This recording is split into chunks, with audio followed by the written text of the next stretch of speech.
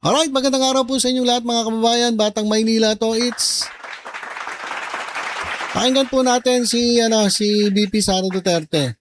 Dito po sa kanyang year-end report 2025 kasi marami pong nag-react dito. Marami pong mga personalidad ang nag-react sa sinasabi ni Sara Duterte. So dito po sa kanyang year-end report ay inisa-isa niya yung accomplishment ng OBP, ng overprice tuloy, ng Office of the Vice President. Inisa-isa niya at marami pala itong nagawa. Masipag pala itong ating Vice Presidente. Kasi dami niyang inisa-isa mga kababayan na nagawa ng Office of the Vice President. Yun yung siguro yung Office of the Vice President, yung staff mismo, ay nang marami nagawa. Pero yung VP, yun ang talong. Kasi parang lagi namang wala di ba? Pakinggan niyo mga kababayan yung mga sinasabi niya. At tingnan niyo kung totoo. Ako saludo ako sa staff ng OBP, ng Office of the Vice President. Kasi talaga na mga nagtatrabaho sila. Sila nga lang yung nagtatrabaho Yung kanilang hepe.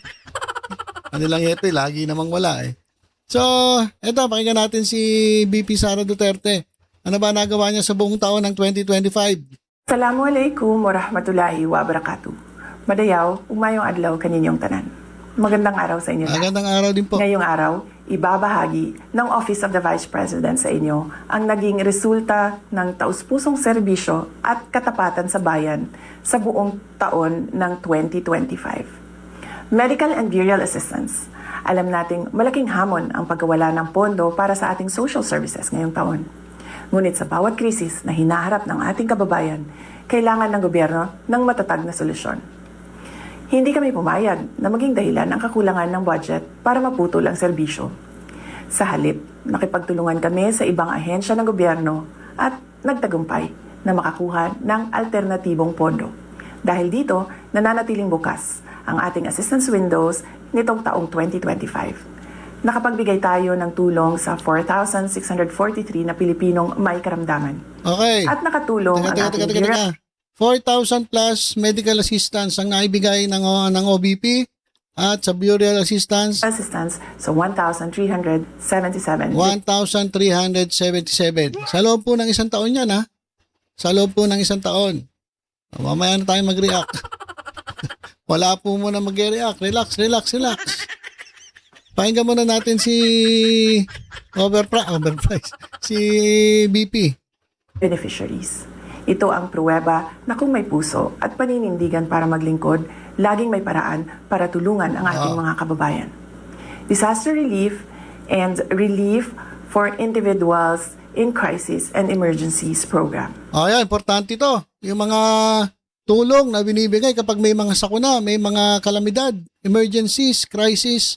Yan, napaka-importante po nitong programa nito. At meron daw silang nagawa. Ayon kay BP Sara, ano ba yan? Ang OVP ay laging handa sa panahon ng krisis. Ayan Agree ba kayo? Ang OVP ay laging handa sa panahon ng krisis. Alam ko yung staff ng OVP, yung kabuuan ng Office of the Vice President.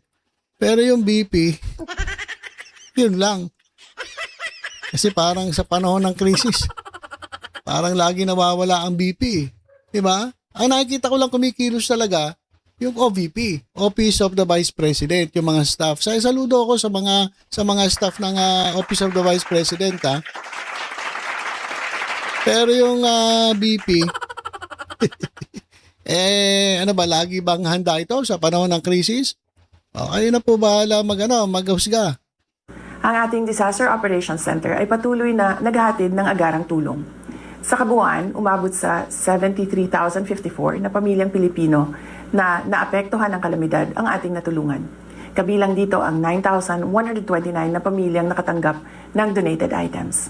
As part of our rapid response to the 6.9 magnitude earthquake in Cebu and the Mount... Rapid response daw, rapid response siguro ng yun nga sinasabi ko yung staff, pero siya nasan ba siya nung naglindol sa Cebu? Parang wala siya di ba? Nasaan ba siya noon? Hindi ako nagkakamali. Nasaan ba siya? Nasaan ba siya? Hindi nga siya nagpakita noon di ba? Nung naglindol sa Cebu. Nung nagbagyo, alam ko, nagsiswimming. Hindi ka matanda kung nasan siya nung lumindol dun sa Cebu. Canlaon eruption, OVP distributed 2,514 bags of 25 kilo rice. Kamakailan, personal kong pinangasiwaan ang relief operations sa Negros Occidental at Cebu para sa mga pamilyang sinalanta ng magkasunod na bagyong Tino at Uwan. Ayan, ito yung bagyo na yun, nagsiswimming siya. Diba? Nag-post pa nga yung resort beach resort Dinilit lang Dinilit lang siguro nagalit sa kanila si Sara Duterte. Di ba? Huwag niya ipopost yan. Ba't yung pinopost niya? Nalalaman tuloy na nandito ako Dinilit nung resort staff yung picture. Hindi rin natin kinalimutan ang ating mga bayaning frontliners at rescuers. Ang Kalusugan Food Truck ay nakapagpakain ng 1,866 na volunteers, rescuers at frontliners. Sa pamamagitan ng ating RICE program, nakapaghatid tayo ng kabuang 56,575 bags of rice and essential food items sa mga response zones. Pagbabago 1 Million Learners and Trees campaign. Ang ating pagbabago campaign ay ang ating pamumuhunan sa kinabukasan ng ating bansa. Ngayong taon, nalampasan na natin ang ating target. Nakapagtanim tayo ng higit 1 milyong puno sa buong bansa, 3 years ahead of schedule. Bilang simbolo ng dedikasyon, inakyat ng ating team sa Southern Mindanao ang Mount Apo, ang pinakamataas na bundok sa bansa, para magtanim ng tinikaran trees at markahan ang ating millionth milestone. Ang ating Million Learners campaign naman ay nakapagpamahagi na rin ng 460,272 bags. Direkta itong nakarating sa mga remote areas tulad ng Ubo Manuvo Indigenous Peoples Learners sa Kidapawan City. Magnegosyo taday. Ang pag-ahon sa kahirapan ng bawat pamilyang Pilipino ay prioridad natin. Sa pamamagitan ng Magnegosyo taday, nakapagbigay tayo ng suporta sa kabuuang 15 groups at 2,245 aspiring entrepreneurs ngayong taon.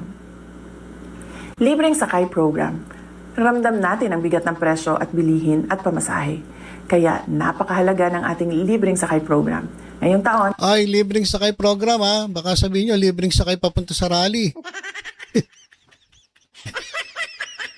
Baka kung ano naman sabihin nyo, libreng sakay papuntang rally. Kasi, di ba, may nakita tayo mga bus kapag nag-rally, mga DDS.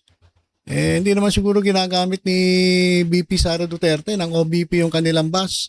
Yung libreng sakay. pinalawak pa natin ang programa kasama na ang Tacloban City kung saan malaking tulong ito sa mga estudyante at pamilya. Ang libreng sakay ay nagbibigay ginhawa sa budget ng mga pamilya upang mapunta ang pera sa pagkain at edukasyon. Mula Enero hanggang Oktubre, ang ating libreng sakay buses ay nakapagsilbi sa 875,176 na commuters nationwide. Accountability and operational excellence. Ang ating determinasyon na maglingkod ay sinasabayan ng dedikasyon sa good governance at operational excellence. Dahil sa ating digitalization efforts, pinigyan tayo ng special citation mula sa Development Academy of the Philippines dahil sa ating paperless challenge. Nakapag-save tayo ng mahigit 3.2 milyong sheets of paper. Ito ay patunay ng ating commitment sa efficiency at sa kalikasan. Ito ay bahagi ng ating araw-araw na operasyon.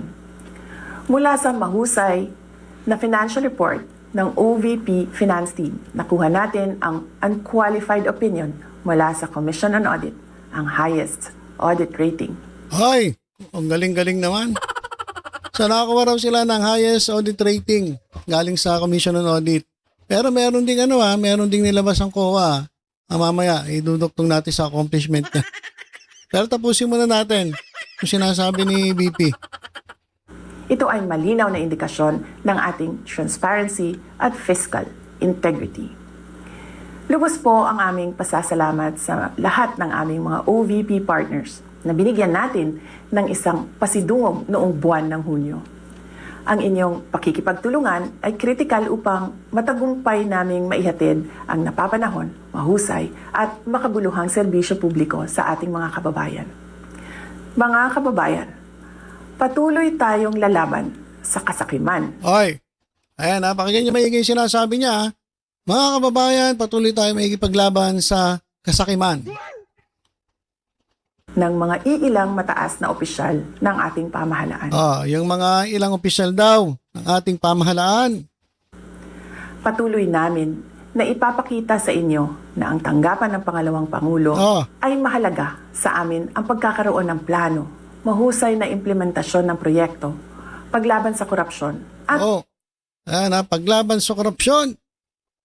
tapang at malasakit para magkaroon ng kapayapaan at kaunlaran sa ating bayan. Patuloy po tayo maging matatag sa mga hamon ng krisis at patuloy na maging mapagmahal sa ating bayan. Gikan sa tibuok opisina sa Vice Presidente, naghinaot mi sa inyong malipayong pagsaulog sa Pasko ug kasadya sa inyong bagong tuig. Mahalin natin ang Pilipinas para sa Diyos sa bayan at sa bawat pamilyang Pilipino. Syukran. So ayan mga kababayan, palakpakan natin si Vice President.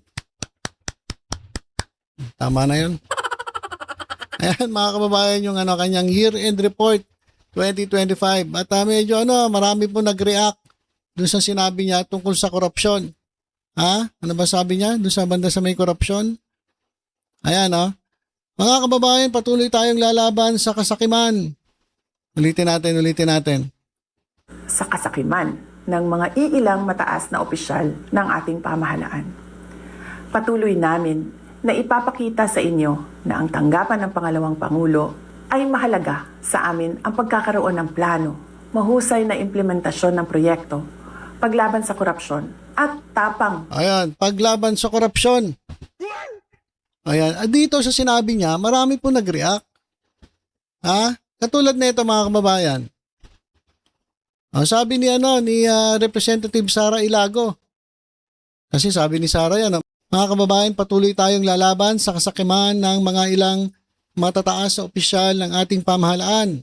Sabi naman ni Sara Ilago, hindi pa po nakakalimutan ng taong bayan ang 125 million confidential funds ng OBP na naubos lamang sa loob ng 11 araw. Kumbaga, nagsasalita ka ng ganyan.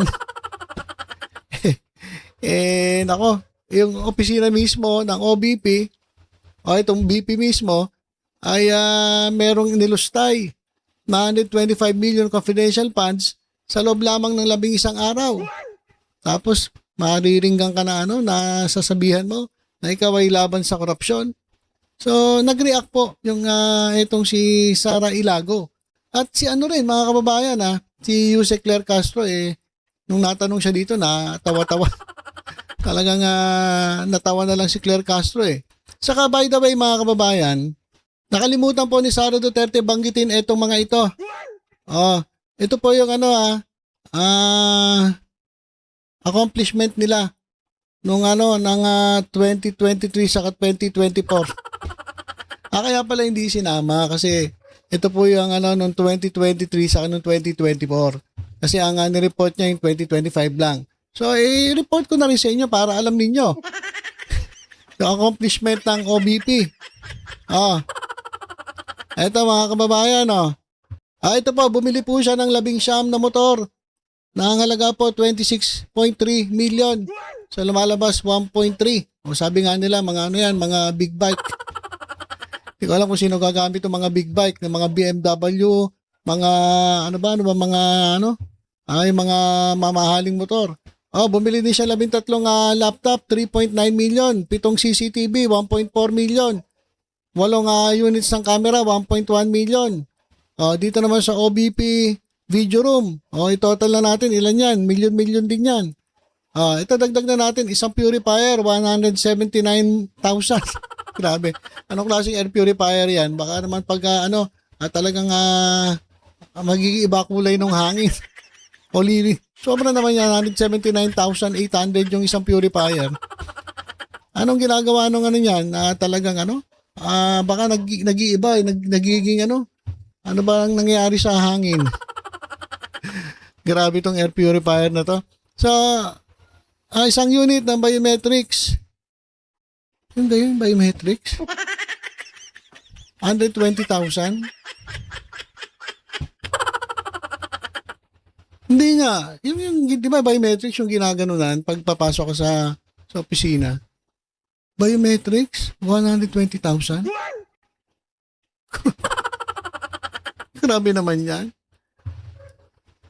Tapos, 2 sets of workstations, conference table. Grabe, halos 76,000, 69, 59,000. Tapos, isang outdoor signage, 58,000. Signage lang. Signage lang, mga kababayan, 58,000. Walang yan naman yan. Tapos yung 2024, ito, 2 unit ng bus, yung ginamit na libreng sakay, 12 million, 6 million kada isa. Grabe naman to. 6 units of biometrics with facial recognition, 1.4 million. Ang dami naman biometrics na ito. Ang dami biometrics. Bumili sila ng multipurpose van. So hindi nasama to. Ay hindi naman talaga isasama to kasi pala to, 23-24. Yung minireport po niya ay 2025. So yan mga kababayan, ito, pakinggan natin si Claire Castro. Sinupalpal na naman ni Yusek Claire Castro at pinagtawanan lang itong si Sara Duterte dun sa kanyang pinagsasabi, dun sa kanyang year-end report. Ito mga kababayan, pakinggan natin si Yusek Claire Castro. Yes, ma'am. BP Sara Duterte says that she will fight against greedy of a certain high-ranking officials in the government. Any comment on this? Again, she will what? Fight Fight what? against greedy of a certain high-ranking officials in the government.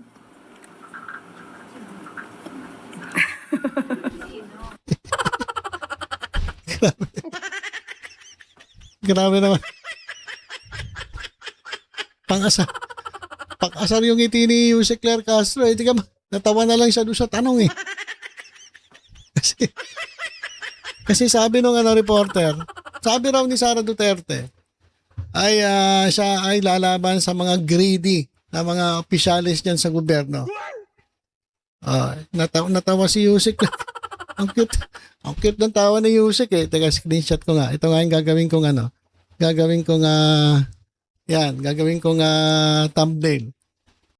Nasarap ng ngiti ni Yusek. Balik natin konti. Ha? Pang-asar talaga to si Yusek Claire Castro eh.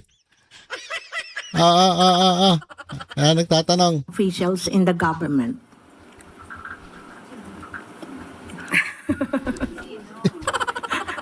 Sino particular? Well, yan lang ma'am ang sinabi niya kasi parang hindi pinupunto niya ma'am na may mga certain greedy officials sa government. Okay, siguro unahin po muna natin sa OVP. Yun Yun lang lang po. Okay, thank you. Ayan, simpleng-simple. Simpleng-simple nga na sagot. Sabi kasi ni VP Sara ay lalabanan niya at she will continue fighting corruption. Lalong-lalo na yung mga greedy officials dyan po sa gobyerno. Ang sagot ni Yusek Claire Castro, matinding tawa. At sabi niya, dapat siguro unahin mo muna yung Office of the Vice President. Yung mga greedy. Greedy raw eh. Di unahin mo muna yung opisina mo, yung Office of the Vice President. Kasi sino ba ang greedy dyan? Di ba? So grabe. Asar talo na naman mga DDS dito. Asar talo na naman yung mga DDS dito sigurado. Grabe yung natawa ko dun sa sa reaction ni Yusek Claire Castro eh. Kasi alam nyo sa totoo lang, kapag magsasalita tayo, dapat siguraduhin natin na malinis tayo. Kasi kung magsalita tayo, corrupt ito, corrupt yan, greedy yan, swapang yan, sakim yan sa kapangyarihan, sakim sa kayamanan, sakim sa pera, corrupt yan. Minsan dakdak tayo ng dakdak, hindi mo alam, bumabalik pala sa'yo yung sinasabi mo. Kaya pinagtatawanan lang ito ng taong bayan eh. Di ba? Claire Castro nga, natawan-tawa eh. Di ba? Ewan ko. Ang galing-galing natin magturo. Kasi di ba, sabi nga, every time na magtuturo ka, may mga daliring nakaturo sa'yo. Mas maraming daliri nakaturo sa'yo. So bago ka magsalita ng ganyan, siguraduhin mo muna na malinis ka. Malang iya talaga. Eto nga, sabi ni Sara Ilago, patuloy kayong lalaban sa kasakiman ng ilang matataas na opisyal ng ating pamahalaan. Yung 125 million nga na confidential bond ng OBP na naubos lamang sa 11 araw, hindi mo pa nga maipaliwanag. Tapos magsasalita ka na sakim yung iba, matakaw yung iba, kurap yung iba. Tingin-tingin muna sa salamin. Diba? Tingin-tingin muna sa salamin kasi nga, yun nga nangyayari. Nagtuturo ka, pero bumabalik sa'yo yung sinasabi mo. So yan, di nasa palpal siya ni Yusek Claire Castro na naman. Marami na naman magagalit dito kay Yusek eh. Kasi simpleng-simple lang yung banat niya eh. Tinawanan niya lang. At tama naman eh. Umpisa mo muna sa opisina mo. Bago ka mamuna ng ibang opisina, umpisahan mo muna dyan sa sarili mong bakod. Linisin mo muna yung bakod mo bago mo sabihan na linisin ng iba yung bakod nila. Di ba? Wala talaga. Wala talaga. So, yan lang po muna mga kababayan. Tutok-tutok lang po dito sa Batang Maynila Toid. Sa iba pang updates, ingat po tayong lahat. God bless po.